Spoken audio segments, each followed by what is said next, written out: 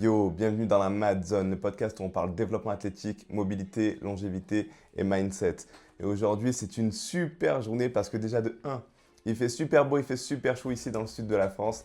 Et 2, cette nuit, les Spurs ont éclaté au KC. Désolé pour ceux qui étaient contre les Spurs, mais franchement, c'est exceptionnel ce qui s'est passé. Wemby était en feu, finale de conférence incroyable. Donc, une journée incroyable. Dimanche, soleil, les Spurs ont gagné. Magnifique. On peut que bien commencer ce podcast. Et aujourd'hui, sujet hyper intéressant. Il fait beau, l'été est quasiment là. On va parler perte de poids. Mais moi, ce que j'aime bien, c'est perte de poids sans frustration. Je vais vous expliquer comment j'amène mes clients petit à petit dans leur perte de poids. Qu'est-ce que l'on met en place et comment ça se passe. Déjà, dans un premier temps, ce que j'aime bien faire, c'est comme pour l'entraînement, je veux avoir une vision macro. Donc, je veux voir un petit peu en plusieurs blocs comment se passe le lifestyle de mon client, comment est-ce qu'il s'entraîne, qu'est-ce qu'il aime faire quand il s'entraîne, comment est-ce qu'il mange, parce que souvent les gens vont te dire « oui, mais je mange bien, je mange équilibré ».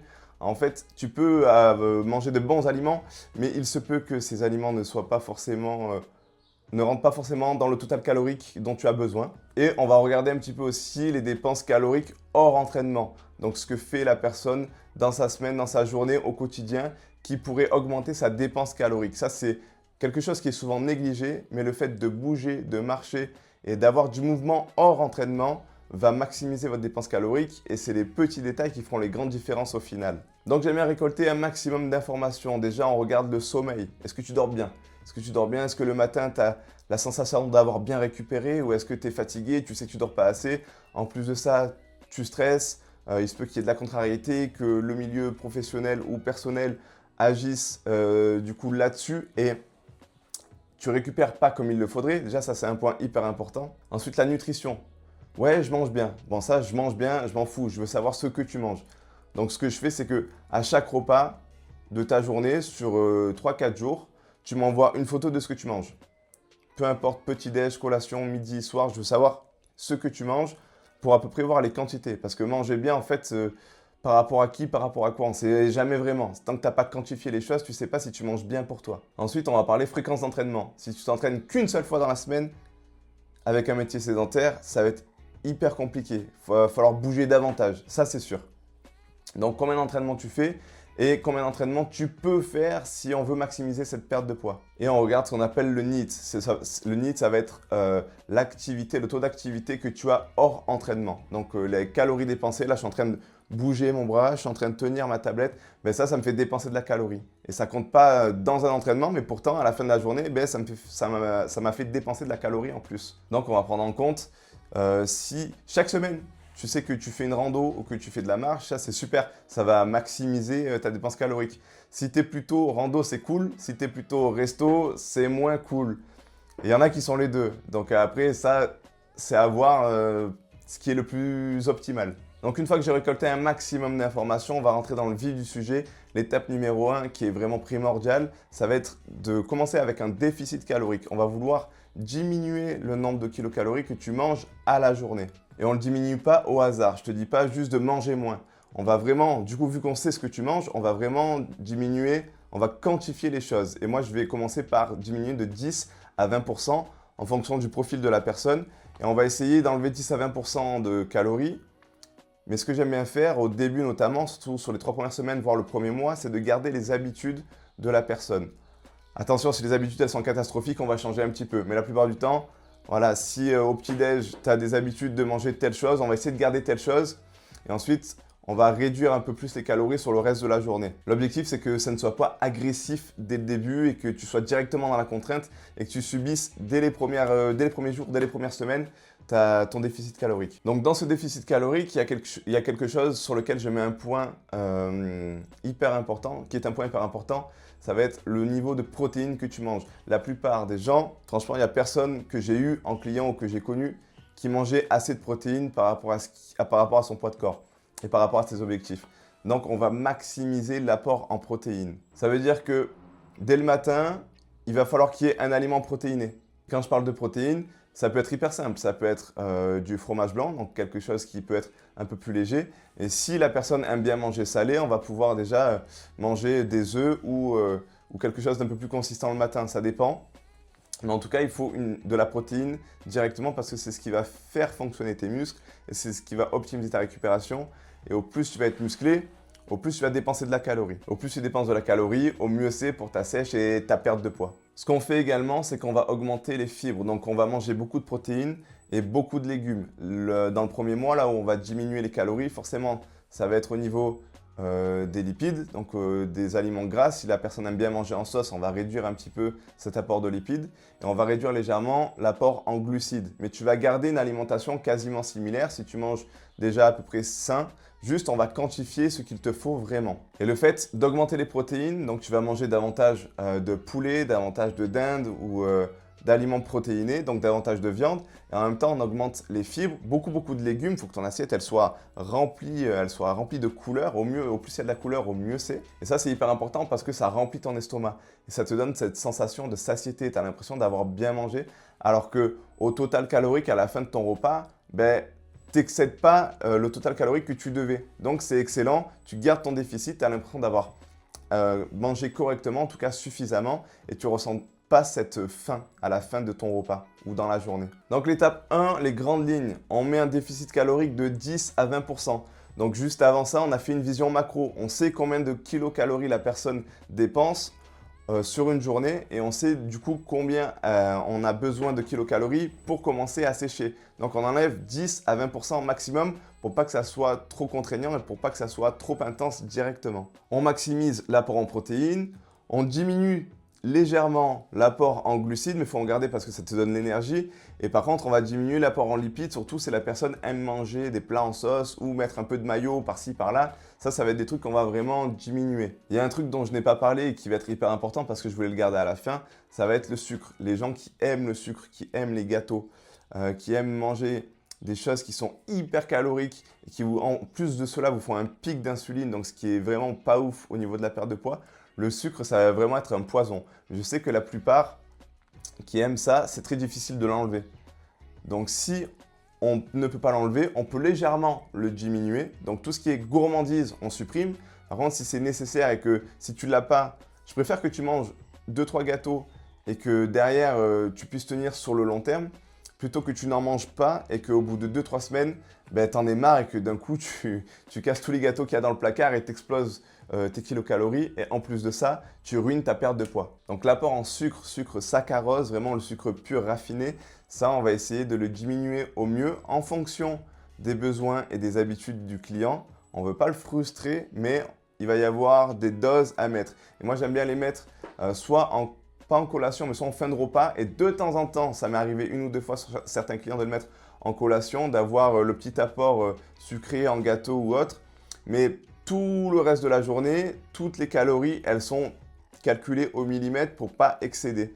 Donc en fait, tu peux te faire plaisir. Donc tu l'as un peu comme une récompense. Du coup, tu es un peu content dans ta journée d'avoir un peu cet apport en sucre à ce moment-là.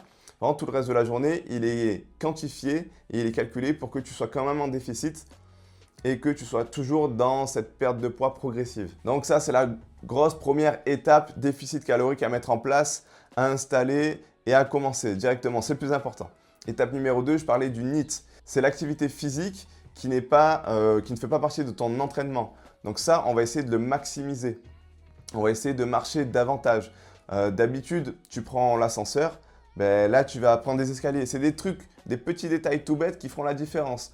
C'est au travail, tu vas aux toilettes d'habitude au même étage que là où tu vas, mais cette fois-ci, tu vas aller au rez-de-chaussée ou alors à l'étage au-dessus. Tu prends les escaliers et du coup, tu rajoutes 50 pas de plus dans ta journée, mais si tu vas 3-4 fois, tu as fait 200-300 pas. Et 200-300 pas, c'est non négligeable. Et ainsi de suite. Ça va être les petits changements. Tu as un rendez-vous dans ta journée, tu vas essayer de te garer un peu plus loin. Tu te gares un peu plus loin, ça te prend 5 minutes de marche en plus, mais au moins tu as rajouté de la marche, tu as rajouté de la dépense calorique et tu le sens pas, c'est pas difficile de marcher. Faut pas se dire je vais me tuer à l'entraînement et derrière je garde mes habitudes de vie confortables et quasiment sédentaires et ça va le faire. Non, faut optimiser tout ce qu'on peut optimiser, sachant que la marche ou prendre des escaliers ou bouger un petit peu plus dans sa journée, tu ne le sens pas directement. C'est plus facile que de se faire un entraînement qui va vraiment te faire mal physiquement. Donc, augmentez vos mouvements Au quotidien, les petits mouvements, les petits détails feront les grandes différences. Étape 3, on va parler entraînement maintenant. Je vais vous donner ce qui est le plus optimal pour la population générale. Ceux qui peuvent s'entraîner voilà, entre 3 et 4 fois dans la semaine, c'est déjà exceptionnel. Moi, ce que j'aime bien faire en structure d'entraînement, voilà, pour la population générale, on fait un entraînement bas du corps, focus bas du corps. Un entraînement full body, un entraînement focus haut du corps. Et ce qui serait optimal serait d'ajouter une séance cardio. Quand je dis cardio, c'est cardio zone 2, cardio à basse intensité. Par exemple, le samedi ou le dimanche, tu vas te faire une rando. Ça, c'est bon, c'est parfait. Ça compte comme une séance. Tu vas faire 3 quarts d'heure de marche. Tu vas faire le tour du parc, tu vas faire un tour en ville, 3 quarts d'heure, tu marches. Ça me va, c'est OK. Ce qui est encore mieux, c'est de faire un petit footing ou de faire un petit peu de vélo. En tout cas, il te faut une séance avec un focus cardiovasculaire à faible intensité. L'objectif, c'est que tes tissus aient quand même le temps de se régénérer, que tu récupères bien, mais que ça favorise ta dépense calorique. Maintenant, sur les 3 autres entraînements que tu dois faire en salle de sport ou à la maison avec des élastiques ou quelques poids, mais en tout cas, il faut des entraînements où tu maximises ton renforcement musculaire, parce qu'au plus tu vas être musclé, au plus tu vas avoir de la densité musculaire, au plus tu vas dépenser de la calorie. Au plus tu es musclé, au plus tu dépenses. C'est incroyable. Donc, l'erreur commune, c'est de faire que du cardio. Tu fais que du cardio, tu perds de l'eau, tu perds de l'énergie et ça creuse. Quand tu fais du cardio, tu as la dalle, tu as faim. Tu fais un footing de 3 quarts d'heure, même si tu es à basse intensité, tu rentres le soir, tu as envie de tout manger. Et en fait, on va favoriser la musculation. Et je découperai ma séance, une séance d'1 heure. Tu fais 30 voire 35-40 minutes, c'est de la musculation. C'est de la musculation, full body ou focus bas du corps ou haut du corps. Mais en tout cas, premier exercice, charge lourde, tu mets de l'intensité. Au fur et à mesure que tu avances, tu augmentes les répétitions, tu réduis les poids. Tu montes le volume, tu baisses l'intensité.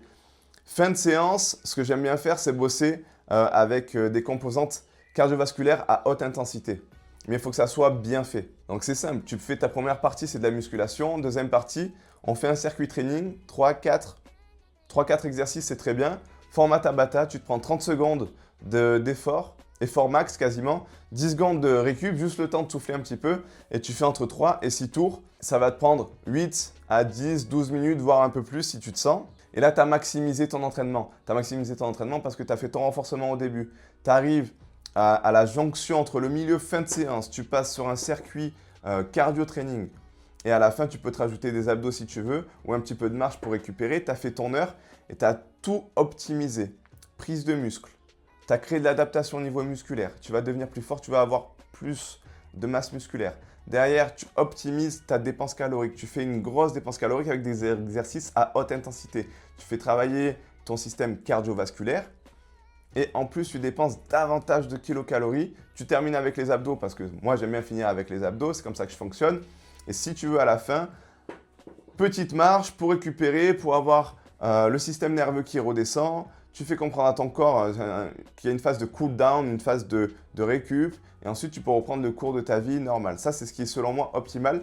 Et tu peux le répéter lundi, mercredi, vendredi, par exemple. Lundi, focus bas du corps, tu envoies une grosse séance sur les cuisses, sur les fessiers, sur les ischios. À la fin, tu fais un petit circuit où tu peux taper sur un exercice haut du corps, un exercice bas du corps, un exercice haut du corps, un exercice bas du corps. Tu prends 4 exercices. Tu n'es pas obligé de faire que du poids du corps. Tu peux faire des exercices dits de musculation avec des charges libres, mais tu mets de l'intensité et tu prends des charges un peu plus légères, ce qui te permet de mettre de l'intensité en gardant un volume conséquent. Et du coup, tu vas créer un stress qui est un peu plus métabolique, qui est un peu plus musculaire et c'est un peu plus intéressant pour dépenser de la calorie. Et ensuite, sur ta dernière séance, ce que tu peux faire, si tu arrives à faire 4 séances par semaine, c'est voilà, un entraînement en zone 2 sur tapis incliné, c'est cool, tu te mets 45 minutes de marche. Si tu peux faire un footing, tu n'as pas de soucis au niveau articulaire, petit footing, c'est OK. Entre 30 minutes et 1 heure, c'est excellent. Moi, ce que j'aime bien proposer surtout, c'est qu'ici, dans le sud, le week-end, on va se faire une petite rando, on va se faire une petite marche. C'est super agréable, tu trempes les pieds dans la rivière, c'est OK, c'est cool.